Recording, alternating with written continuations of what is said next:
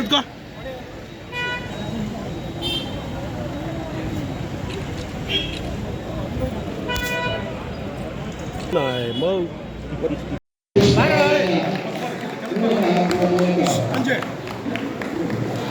ಅಂಜೆ ಹಿಂದೆ ಬಾ ಹಿಂದೆ ಬಾಪ್ಪ ಇನ್ನು ಎಲ್ಲ ಕೊಟ್ಬಿಡು, ಎಲ್ಲ ತೊಗೊಂಬಿಡ್ರಿ.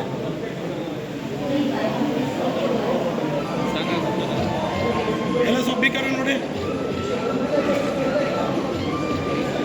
ಅಂಜೆ ಕೈ ತೆಗಿ.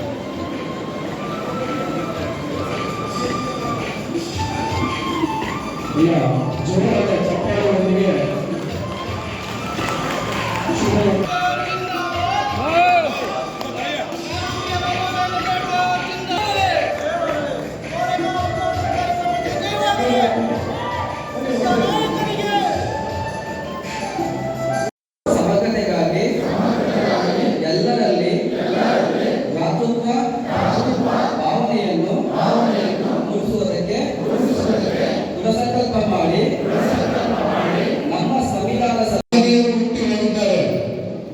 ನಾವು ಅವನ್ನೆಲ್ಲ ಅನುಸರಿಸ್ತೇವೆ, ಅವನ್ನೆಲ್ಲ ಮರೆತು ತಲೆಗಳು ಅಂತ ಇಟ್ಕೊಂಡು ಅದನ್ನೆಲ್ಲ ಆ ಕಡೆ ಈ ಕಡೆ ಹೆಸ್ಬಿಟ್ಟಿದ್ದೀವಿ.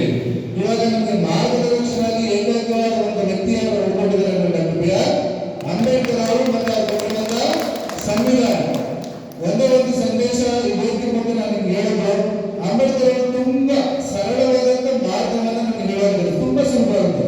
ಯಾರಪ್ಪ ಸುಲಭ ಮಾರ್ಗ ಅಂದ್ರೆ ಎಲ್ಲರೂ ಒಟ್ಟಿಗೆ ಸೇರಿ ಒಂದು ಗುರಿಗಾಗಿ ನೀವು ಚಲನೆ ಮಾಡಿ ಅಂತ. ಎಲ್ಲ ಒಟ್ಟಿಗೆ ಸೇರಿ ಒಂದು ಗುರಿಗಾಗಿ ಅದನ್ನ ಪಡೆದುಕೊಳ್ಳುವ ನಿಟ್ಟಿನಲ್ಲಿ ಒಂದು ಕಡೆ ನೀವು ನಡೆಯಬೇಕು.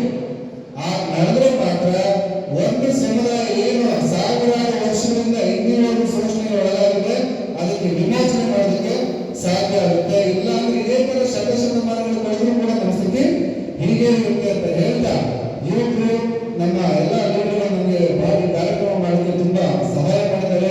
ಅವರ ಮಾರ್ಗದರ್ಶನದಿಂದ ನಾವು ಈ ಕಾರ್ಯಕ್ರಮ ಯಶಸ್ವಿಯಾಗಿ ಮಾಡಕ್ಕಾಗಲಿಲ್ಲ.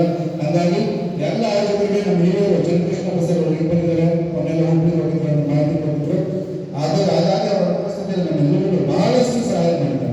ಅವರ ಉತ್ಸಾಹವನ್ನು ನಾವು ತಲೆಗಳಲ್ಲಿ ಹೇಳಕ್ಕೆ ಆಗಲ್ಲ, ಅಷ್ಟೊಂದು ಉತ್ಸಾಹ ಇದೆ ಅವರಿಗೆ. ಸೊ ಹಾಗಾಗಿ ವೇದಿಕೆಯಲ್ಲಿ ನನ್ನ